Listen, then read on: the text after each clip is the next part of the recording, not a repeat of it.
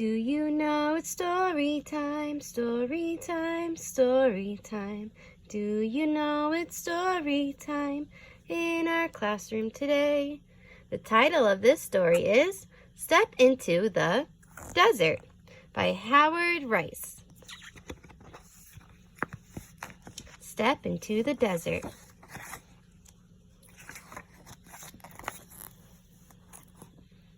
Where are you? Look around. The sky is big and blue. The ground is dry and bare. Hills of sand cross the land as far as you can see. In the distance, a string of camels walk slowly in the rising sun. It is hot and getting hotter. Friends, what is this called? Where do you think you are? This is the desert. And what are these mountains of sand called? Do you remember? Starts with the D sound. D. Dunes. Remember, dunes are when mountains of sand get formed when the wind pushes it.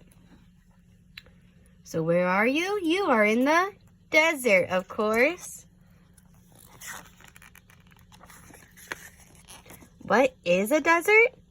A desert is an area of land with very little rain and, most of the time, high temperatures during the day. In a desert, there is less than 10 inches of rain each year. The ground is usually dry, so it doesn't rain much, friends, in the desert. That's why there's a lot of sand, a lot of dry dirt. The water cycle. Whenever it rains in a desert, the heat of the sun dries up most of the water. This is called evaporation. Can you say the word evaporation? One reason for evaporation is the high temperatures. It gets very hot. Desert nights can be cold because during the night, the ground releases heat. But during the day, the ground soaks up heat. So in this picture, friends, is a water cycle, okay?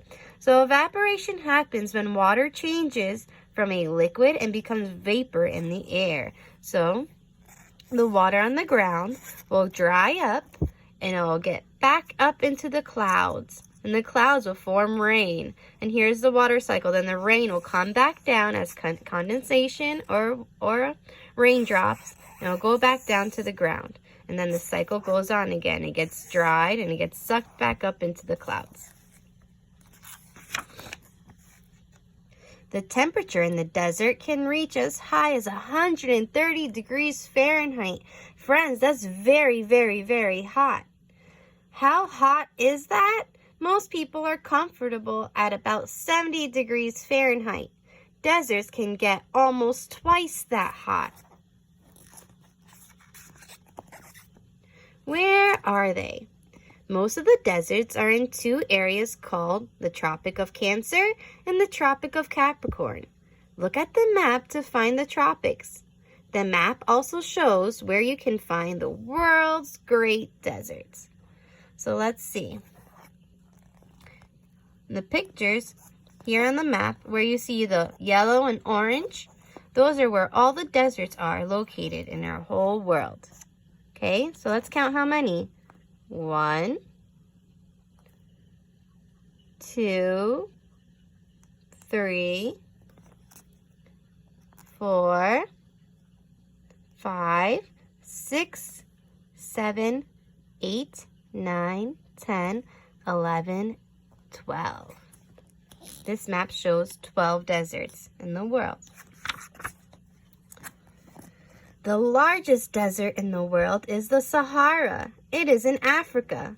Most of the Sahara gets no rain, but there are many underground rivers. Water sometimes rises to the land.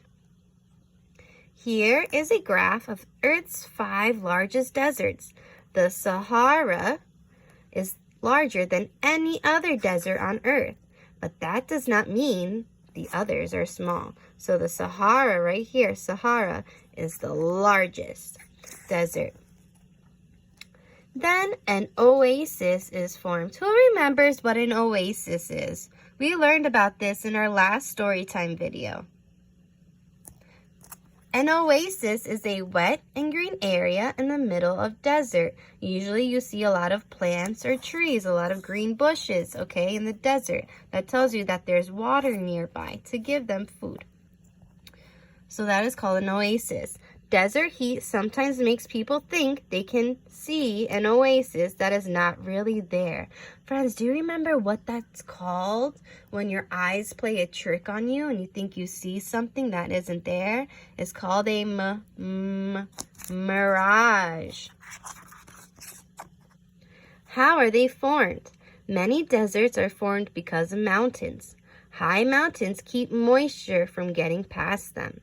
Rain and snow fall on the mountains, but the air is dry by the time it gets to the desert. Some deserts are formed because the land is too far away from bodies of water. The air soaks up water from lakes and oceans, then it rains, but the rain cannot make it all the way to the desert. Even though there is not much of it, water changes the shape of deserts. So does wind. What does the wind do to the sand? Who remembers? It can form dunes. It pushes the sand into a mountain to form a dune. Water and wind cause desert erosion. Since the land is so dry, it wears away when water or wind comes. So friends, can you say the word erosion? Erosion is when something breaks down, okay, over time, over a long period of time. That is what erosion means. You can try an erosion experiment. Make a small hill out of sand or dirt. Pour water from a pitcher down the side of the hill. What happens? Erosion. It will start to crumble and fall and break apart. Strong desert winds blast and change rocks. Wind also moves sand and forms dunes. Dunes are like little hills spread across the desert. When the wind comes from one direction, the dune is shaped like a moon. When the wind comes from many directions, the dune looks more like a star. So here are sand dunes. Can anything live there? So what do you think, friends? We've read many books about the desert. What are some animals that live in the desert? Let's find out.